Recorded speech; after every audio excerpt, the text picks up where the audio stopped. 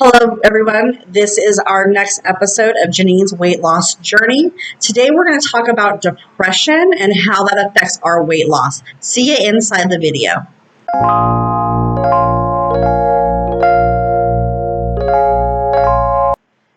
Hi guys, welcome to Center Life Holistics, Janine's weight loss journey. As I said in the intro, today we're going to talk about depression and how it has affected my weight loss journey and may be affecting yours if you suffer from depression. Most people don't know, but 1 in 3 people that you pass on the street, they actually have mental illness of some sort. For myself, mine is mostly anxiety, but unfortunately for me, when I have anxiety, I either skip meals or I overeat. So this past couple months, I've had some health issues that have kind of been out of control. There's a lot of things that are in place to try to fix these, but a little bit of that is stressful. There is a huge possibility with my anemia that I'm going to have a hysterectomy, and so that does cause a little anxiety for me. But it also looks like the light at the end of the tunnel as well. So it's kind of a mixed bag and a little confusing. But sadly, the way it's gone for me this past couple months is that as soon as I become overwhelmed and anxious, even taking my medications that are prescribed to me, I feel hungry when I shouldn't be hungry. And the other issue is telling my brain to make me stop when I'm full, because that need for comfort that I'm getting from the food is actually causing me to overeat to the point where I'm actually feeling sick. So I'm binge eating, which is super stressful. Now, unfortunately, a lot of the medications that they prescribe for depression can cause some of these symptoms as well. I'm currently on Visceral, which is an antihistamine, but they use it to control, prevent, and treat anxiety attacks. Now, most people, when they have anxiety, they get to where they feel like the room is spinning, they cannot breathe. Sometimes they have to sit on the floor or they rock. Other people will begin to cry from the emotions. But for me, I become very irritable, very snappy. And instead of feeling like the room is spinning, I actually start to break out in hives, starting with my chest and neck, moving down to the rest of my body, which is super uncomfortable, which actually makes the anxiety worse because this itch is not normal. It's actually kind of a burning, fiery, almost like a nerve-like reaction itch that I get on top of these hives. So the medication Visceral can actually make you feel more hungry. Now, one of the other side effects is to feel drowsy, which unfortunately that doesn't work for me. And so the other issue with my depression is I am not sleeping. There has been a lot of changes in my life when it comes to my living situation and my sleep pattern. So that change that recently happened in the last few weeks has set me spiraling into anxiety from some of the trauma that I'm feeling from my past. Now, when I can't sleep and I want to feel comforted, unfortunately, I go to the refrigerator to find carbs. And being diabetic, carbs are not my best friend. But I'm also in this weight loss journey, and we know that if we eat too many carbs, especially the simple type, that they are harder to get rid of and they turn to sugar, and it just perpetuates the situation that I'm in. Being diabetic, I am insulin resistant. So those extra carbs are not doing me any good. Now, I also had an issue where my prescription did not go through for the refills on my Trulicity, which is my once a week insulin that I'm taking. Now, I did go an entire week without my Trulicity, and my numbers did come up slightly, but I am hopeful because they are still much, much lower than they were a few months back. So that has been rectified, and I did get my Trulicity and was able to take it yesterday, a whole week later. But not having that medication and seeing the numbers start to slightly rise did cause more anxiety for me.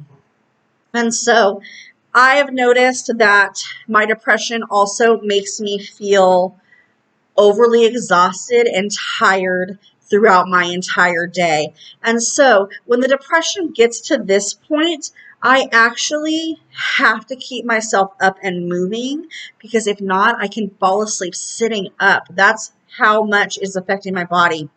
So I am making sure, coming this week, because I've been laxing, I am doing yoga every morning this week.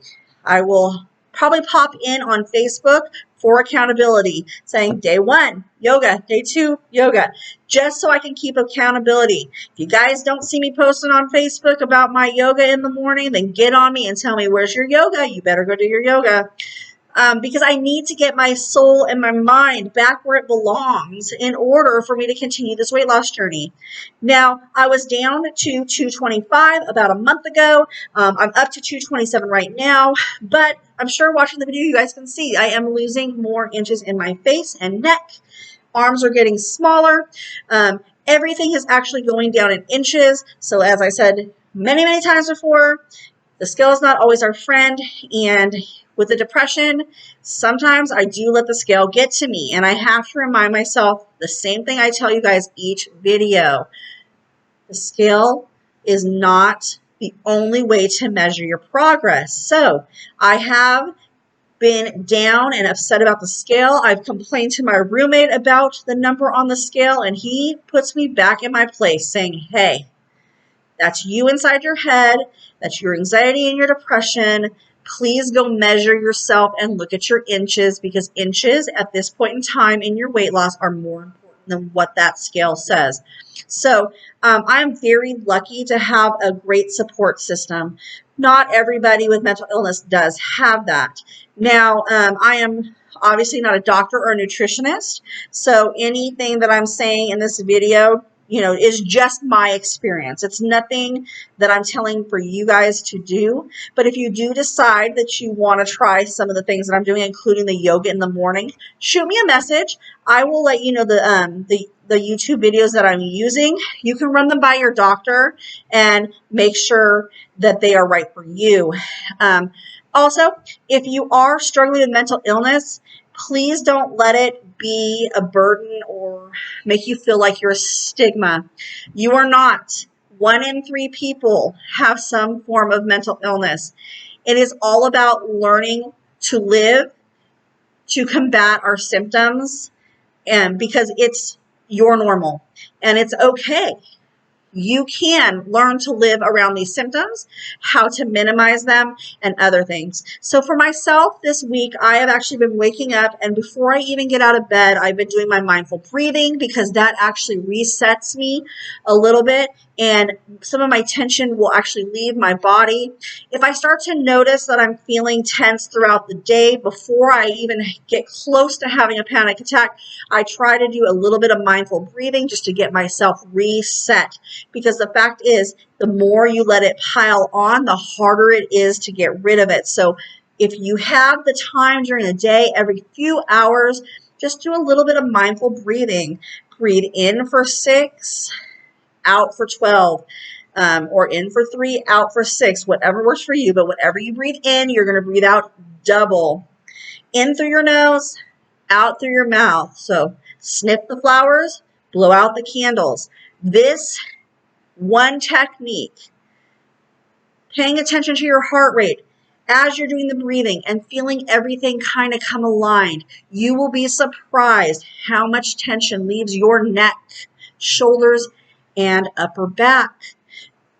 You are starting to relax muscles. All of this is important to keep us centered and to let some of that tension release so that the anxiety does not become out of control. So that is my goal for this next week or two, is to do my mindful breathing before I get out of bed. If I start to feel tense, I'm going to take a time to go to the side and do my mindful breathing to reset myself so that it doesn't get out of control. I am going to remember to take my Visceral first thing in the morning to prevent some of those anxiety attacks. And I'm going to do my yoga and stretching to also relieve tension so that I am less likely to have a panic attack. Now, depression and the eating, I'm having to remind myself and do a lot of self-talk saying, hey, you're not really hungry. You're upset right now. You're tense right now. You're irritated right now. And what I'm trying to do to combat the eating at this point, especially when I'm not able to sleep, is writing in my journal.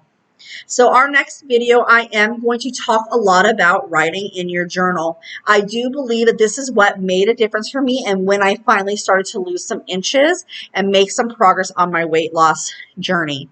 It helps with our mind and our soul to write these things out on paper. Now, this can be any form of journaling that works for you. It could be just general journaling about how you want your day to go, the goals that you have set for yourself. Or if you are into doing daily devotionals with your Bible, you can actually highlight what you got out of your daily devotional, which passage you used during this time, and how you're going to use it to better your day and the rest of your life moving forward. Now, for those that are not into the Bible and doing their daily devotionals, you can also track your meditations. So if you're meditating, what did you feel while you were meditating? What was your focus during this meditation? And how are you going to use that energy to help you move forward in a positive direction? Next, for depression, it is actually super important for myself to wake up and read or listen to positive daily affirmations, because it actually starts our day in a positive manner and gives us some hope to move forward in the right direction, because that's the important thing. We want to keep our feet and our body and our progress moving forward. We don't want to move backwards. And it's okay if you fall backwards a little bit. Just remember, your next steps are forward and keep pushing forward. But positive attitude, positive reinforcement for yourself, all of that positive is going to create the positive outcome that you want. Negative will give you negative. So try to be positive in everything that you do, including the way you speak, especially when you're speaking to yourself, because unfortunately we're our worst critics, and we're going to be more harsh on ourselves than anybody else will. Speak kindly to yourself. And I know I say this every single video, but please be kind to yourself, because if you're not kind to yourself, who will be? And we are our worst critics. And so our mind starts to believe what we're telling ourselves. And you want to believe that you're going to make progress and all positive things are coming. So try to negate the negative talk. You're going to want to change everything you're saying to positive. So don't talk about what you don't have or what you're not getting. We're going to try to talk about what we will be receiving, what we will be doing, what progress we will be making. This is going to make a huge, huge difference in your mind, body, and soul. I promise. Now, with the eating, I am definitely trying to make sure I don't keep certain things in the house, because I will tend to binge eat those. And the journaling, like I said, is going to be what I use to supplement that. The other thing too is, if I really, really am journaling and feel like I want to eat some more, I just drink a bunch more water to make me feel full. And, that feeling of sickness from being overfull is enough sometimes to stop me from eating that stuff. So if you suffer from depression, or you know somebody who suffers from depression, take these hints and ideas in mind. Try to, work with your doctor, your psychiatrist, your therapist for a plan that works for you, because living with depression does not mean that everything needs to be derailed. We still can make progress. We can live a fruitful, positive, progressive life, even with depression and anxiety. All right, guys, that's it for today's video. Look for the journaling video coming in about a week or two. Also, if you haven't yet, like my Centered Life Holistic page on Facebook and Instagram. And if you haven't followed my videos yet, please subscribe and hit that little bell so that you can get all the notifications when my new videos come up. I do want to apologize to those of you who have been commenting on my videos, and it's been taking me a while to get back to you. I'm just now learning that YouTube is not sending me all of my notifications. So now I'm making it a point to check my videos every single day. Now, if you have somebody else that you think would be inspired by my journey, please share my page with them as well. The more the merrier. In those comments, talk to me about what you guys want to talk about, what you guys want to learn about. I will do the research and I will bring it back to you guys. Love you all. Be kind to yourselves, and we will see you on our next episode.